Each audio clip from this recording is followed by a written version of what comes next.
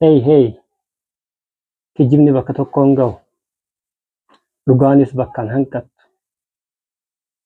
Olola kijibaa Jawahar Mohammad irratti oofaa jirtan dhaabaa.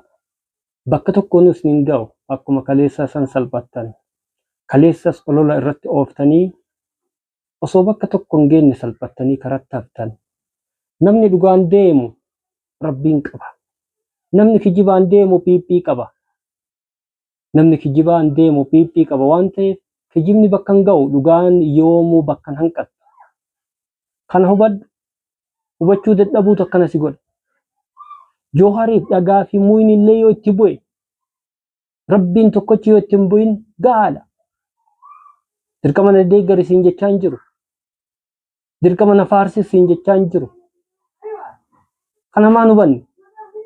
Jawahar na faarsi siin jedhee na faarsi siin hin jenne bar. Dhugaa takkatti mataa ofii qabatee socho'aa jira. Dandeettii fi beekumsa Rabbi isaa kenne qabatee socho'aa jira. Dandeettii isaatis itti hinaaftu argachuun dandeettu kennaa Rabbiiti. Kennaa Rabbii namni namarraan fuudhu Rabbii tokkicha malee. Hinaaffaan bokoktee hin dhoota. Dhugaan immoo hin dhootu. Dhugaan bakka qabdi. Dhugaan ilmoo Rabbiiti akkuma jedhan san hin tiratti akka daa'imaati. Suuta deemtee kaatee dhadhaabatti. Dhaabattee immoo humna godhatti. Humna wayita godhatte immoo bakka silaa yaadde san geetti. Kanaaf duulli Jawahar irrattis duulamu, Jaalmarroo irrattis duulamu akka Oromootti dhiigummaa fi foonummaa walii qabnu yeroo kamuu tasumallee hin heeyyamnu.